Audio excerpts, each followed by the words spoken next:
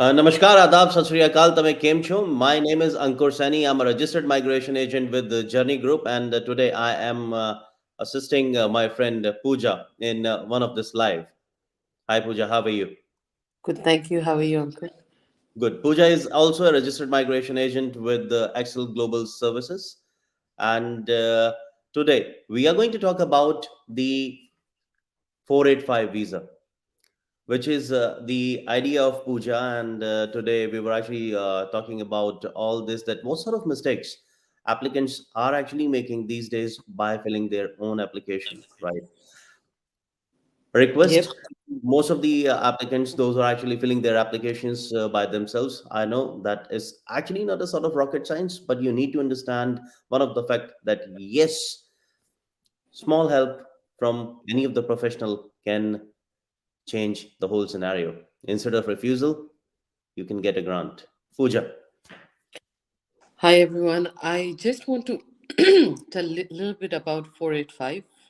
485 subclass basically has two stream. One is graduate stream and another is post-study stream. So, in order to be eligible for graduate stream, there are five different points that you need to keep in mind. And in order to be eligible for post-study stream, there is again five different eligibility criteria that we need to keep in mind when we are lodging our 485 visa. And if anyone has come here in a student visa prior to 5th November 2011, even as a dependent visa of your parent's student visa, you are not eligible for your post study work stream under 485.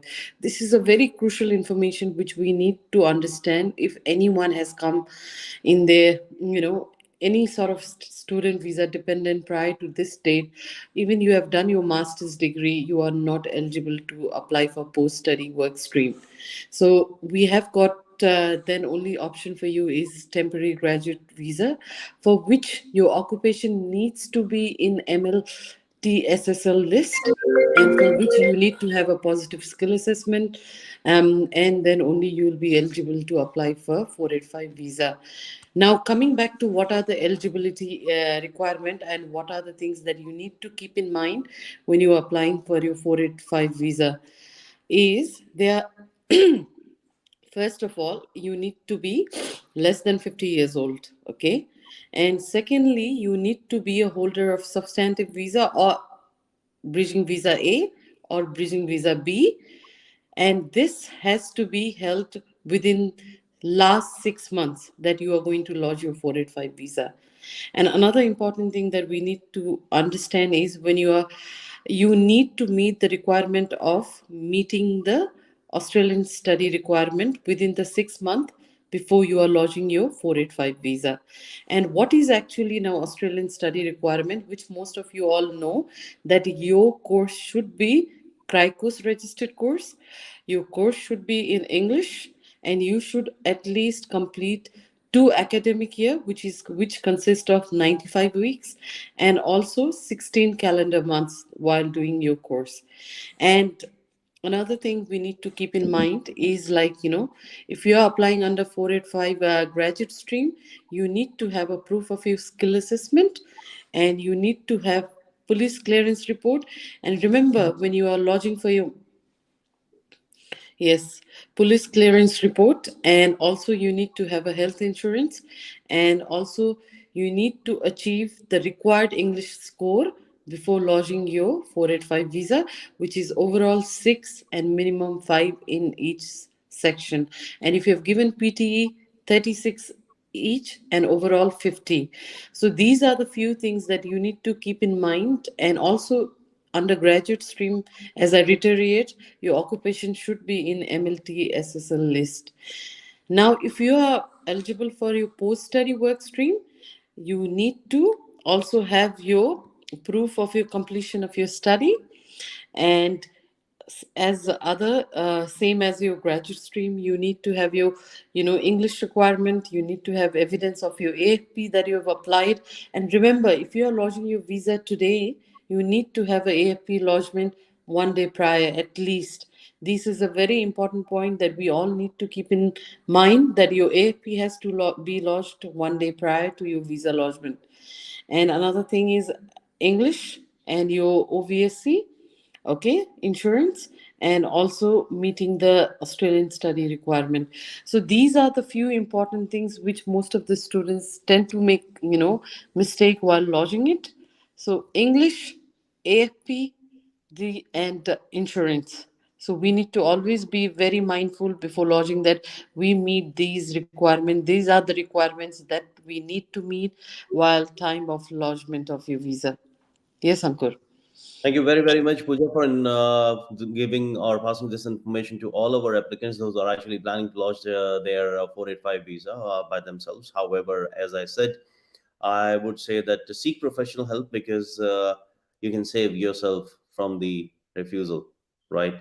And as being suggested by Pooja, five documents when it comes to lodging your post study work visa: your passport, your OVHC, overseas visitor health cover, English test, which is minimum 36. We are talking about PT at this stage, and overall 50. And when it comes to IELTS, 5 and 6 overall, 5 each, 6 overall.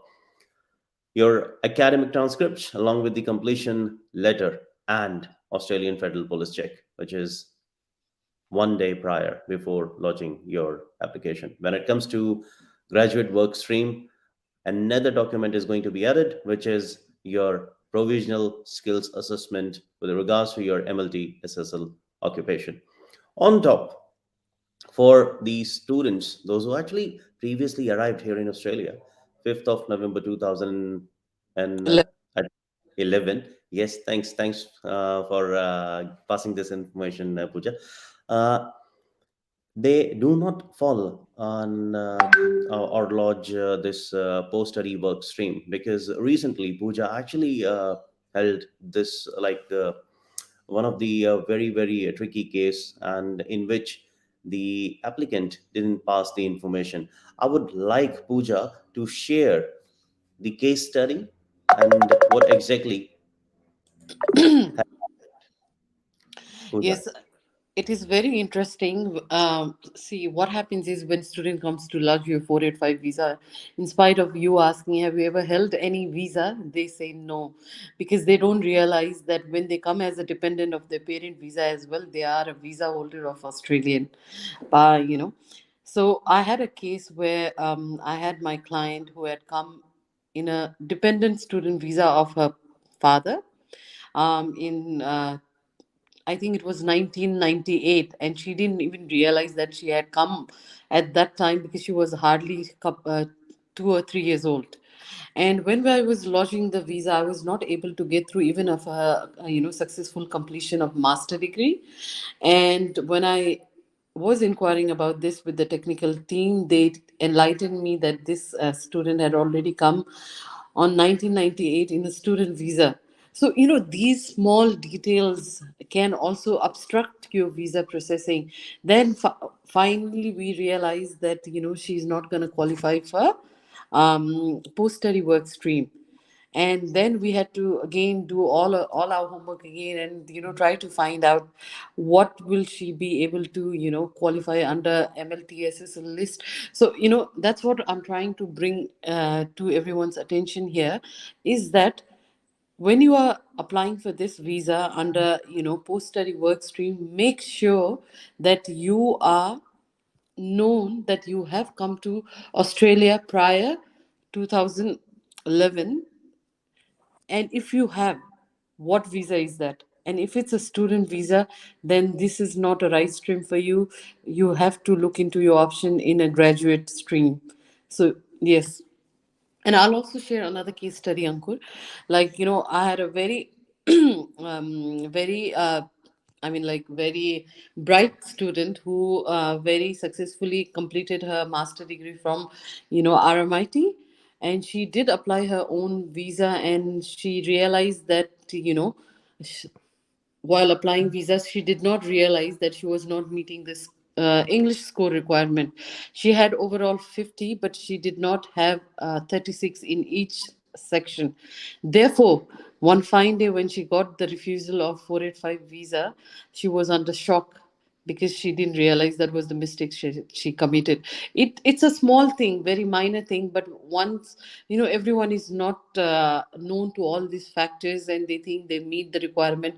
But whereas, these are small things, but these are the most crucial things that we need to understand when we are lodging our 485 visa. Yes.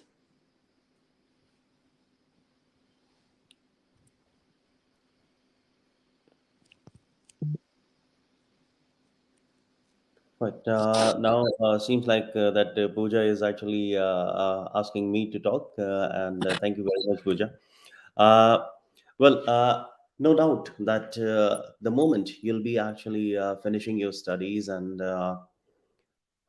going forward for lodging your 485 visa, right? I would say that that is one of the opportunity which has only been given to you one time as a primary applicant, right? As a primary applicant, you can only help 485 visa or 476 visa, which is again a sort of same visa, only once as a primary applicant. Use it wisely, especially for the people, those who are actually already lodged their TR after finishing their masters, right? They'll be getting this TR for 3 years. For the students, those who finish their bachelor's, lodge their temporary residency, they'll be getting it for 2 years. For the students, those who actually lodged their TR on the basis of GWS, at this stage, yes, no doubt, they'll be getting their temporary residency for 2 years.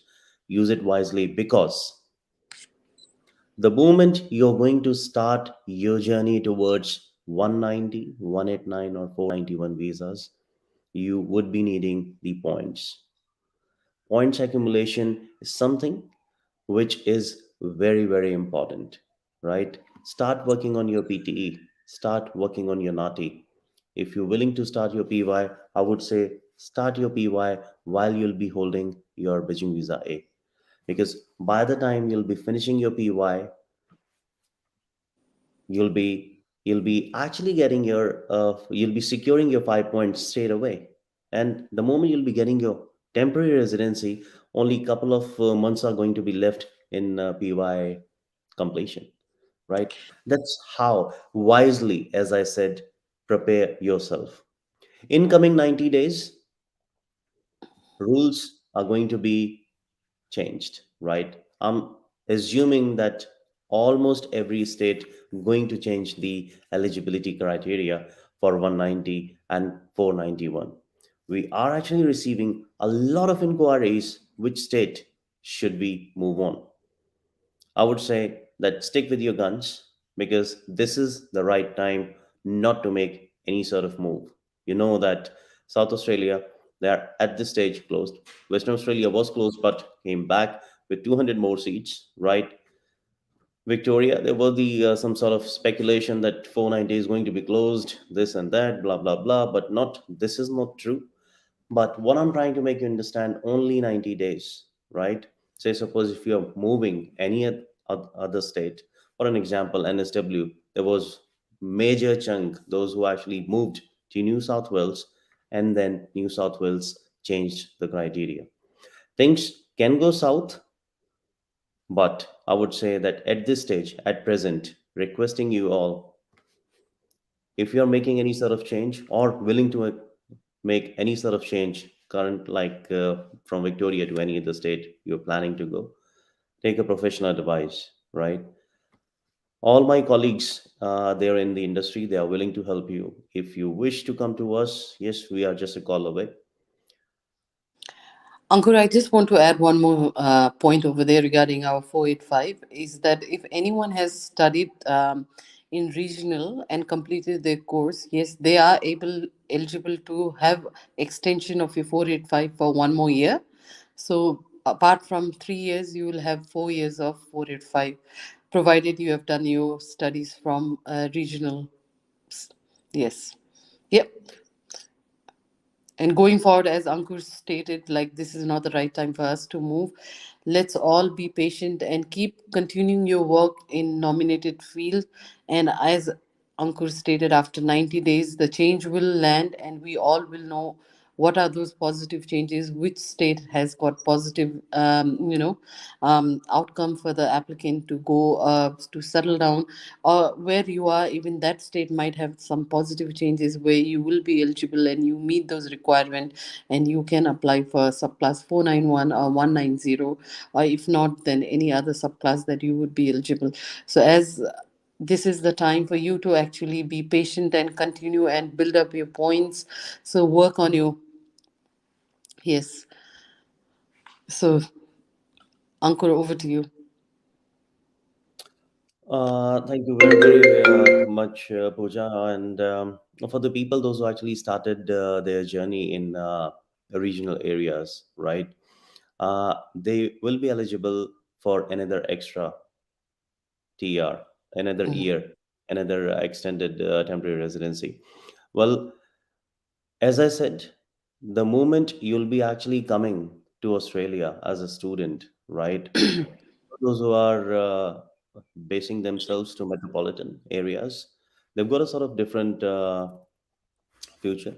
No doubt that after finishing their Australian studies, they'll be getting, provided that they finished their bachelor's and master's, 15 points, 5 points for their Australian studies, and then extra 5 points if they've studied in regional.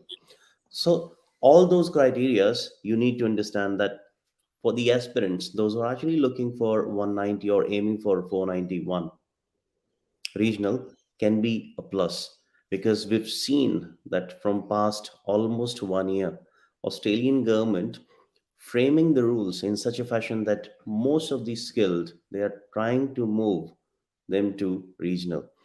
And for the students or the applicants, those who are actually holding 90 points, right, they started now feeling that less, this 90 points are my own, instead of aiming for 190, which most of the majority of the people are actually doing, lodging 491, provided that they are meeting the criteria. 15 points straight away, 90 plus 15, 105 points. People are actually getting They invitations. are taking. Yeah, for an example, one of our client who actually moved to New South Wales, and suddenly rules got changed. He was from the IT background. His occupation needs 3 years of experience. However, today he called me because when the rules got changed, was web developer was one of the occupation in which there was no experience required. He got his skills assessment, lodged his ROI for NSW. We are waiting for the result, which I'm pretty much sure is going to be positive. But you need to understand that before lodging, before doing anything with regards to your career, because at the end of the day, permanent residency, this is something which you are looking for. Go and visit a registered migration agent, which can change your life. With this note, I'll be saying goodbye to you, because we are not keeping the sessions for about 50 to 40 minutes long. When it comes to the question and answers, definitely we'll be happy to answer those. Next week, Pooja is going to discuss student visa in a nutshell, because that is the stepping stone for an applicant when they start their journey in Australia. And unfortunately, I am not going to be a part of that show, and Pooja is going to helm the ship alone from next week onwards. Thank you very, very much. So I'm gonna come with updates. What are the criteria that is considered, when you apply student visa from offshore, and what are the criteria that is essential that you need to keep in mind when you are applying for student visa when you are onshore. So if you have got any questions, particularly, make sure you raise your questions, and I will try to address those issues coming in next session. And yeah, till then, thank you so much. Have a good weekend.